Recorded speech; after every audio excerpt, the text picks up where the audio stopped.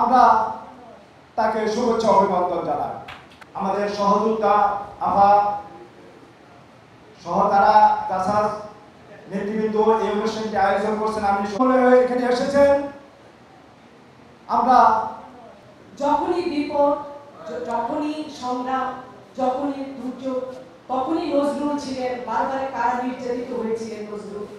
ভারতীয় ব্রিটিশ যে সেনাবাহিনী সেখানে তিনি যোগদান করেন একটি মুসলিম পরিবারের সন্তান হওয়ার ফলে। এবং 1917 সালে যখন রুশ বিপ্লব চলছিল, জাতীয় কবি কাজী নজরুল ইসলাম রুশ বিপ্লবের মহত্ব, গুরুত্ব এবং অর্জন তাকে খুব প্রভাবিত করে। ব্যক্তিগত জীবনে সমাজতন্ত্রের প্রতি একটা দুর্বলতা তার ছিল। তিনি অনেকবার চেয়েছেন রাষ্ট্র ব্যবস্থাপনায় সমাজতন্ত্র হয়তো উত্তম পন্থা।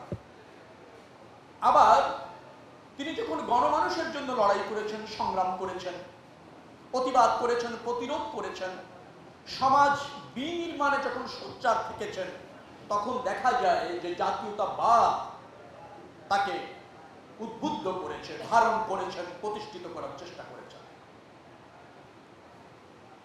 সব অনিয়মের বিরুদ্ধে তিনি ছিলেন বলিষ্ঠ কণ্ঠস্বর।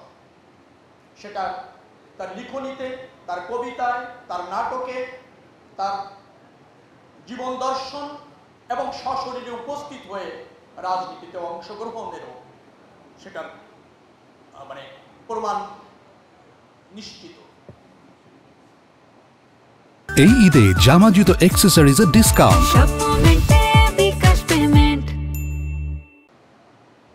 উপমহাদেশে ব্রিটিশ বিরোধী যে রাজনীতি প্রথম প্রতিষ্ঠিত হয়, তিনি সে সময় খুব গুরুত্বপূর্ণভাবে এই উপমহাদেশের রাজনৈতিক পরিমণ্ডল, ব্রিটিশ নির্যাতন, শাসন, বৈষম্য এর বিরুদ্ধে সোচ্চার ছিলেন। 1885 সালে যখন কংগ্রেস প্রতিষ্ঠিত হয় এবং 1906 সালে যখন মুসলিম লীগ প্রতিষ্ঠিত হয়, রাজনৈতিক দর্শন নিয়ে উপমহাদেশের মানুষকে রাজনৈতিক চাহিদা পূরণের ক্ষেত্রে যখন এগিয়ে আসে এই রাজনৈতিক দুটি দল, তারা কিন্তু ব্রিটিশ শাসনের বিরুদ্ধে প্রথম থেকে সোচ্চার হয়ে রাজনীতি করার প্রকল্প নিয়ে আসেননি।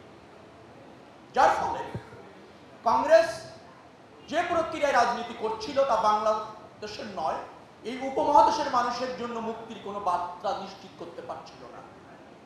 মহাত্মা গান্ধী তখন সবসময় চেষ্টা করেছেন স্বরাজনীতিতে।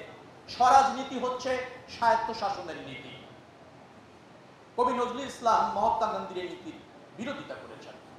তিনি বলেছেন, ব্রিটিশদের কাছ থেকে যদি উপমহাদেশের মানুষকে মুক্ত করতে হয়, তাহলে কংগ্রেসের এই রাজনীতি এবং এই রাষ্ট্র দর্শন দিয়ে সম্ভব নয়।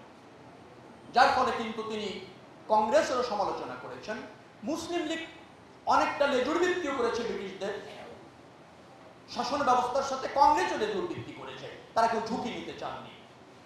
কবি নজরুল ইসলাম বলেছেন, এই উপমহাদেশের মানুষকে যদি মুক্ত করতে হয়, রাজনৈতিকভাবে যদি তাদের অধিকার ফিরিয়ে দিতে হয়, আমাদের মৌলিক অধিকার যদি নিশ্চিত করতে হয়, পৃথিবীর বুকে যদি আমাদের মাথা তুলে দাঁড়াতে হয়, তাহলে এই নীতির পরিবর্তে সংগ্রাম এবং বিপ্লবের নীতি হবে একমাত্র মুক্তির পথ। যার ফলে তিনি প্রথমে 1925 সালে কিন্তু প্রাদেশিক কংগ্রেসের সদস্য হয়েছিলেন। চিত্তরঞ্জন দাস এবং আমাদের বিদ্রোহী কবি কাজী নজরুল ইসলাম একত্রে কংগ্রেসকে প্রাদেশিক পর্যায়ে শক্তিশালী করবার জন্য রাজনীতি শুরু করেন। কিন্তু কংগ্রেসের এই নীতির কারণে তিনি কংগ্রেস থেকে বেরিয়ে আসেন এবং এসে মুজাফফর আহমেদের সাথে তিনি কিন্তু শুরু করেছিলেন সমাজতান্ত্রিক রাজনীতি, যদিও সেই পথ খুব বেশি দূর এগোয়নি। একটা কথা বলা ভালো, বিদ্রোহী কবি কাজী নজরুল ইসলাম কখনো কোন রাষ্ট্রীয় দর্শনের প্রতি লয়াল বা আনুগত্য থেকে নিজের স্বকীয়তা এবং বিদ্রোহের মানসিকতার বিসর্জন দেননি। যখন যে নীতি অনুসরণ করলে গণমানুষের মুক্তি হয়, সাধারণ মানুষের অধিকার প্রতিষ্ঠিত হয়, তখন সেই নীতি অনুসরণ করেছেন।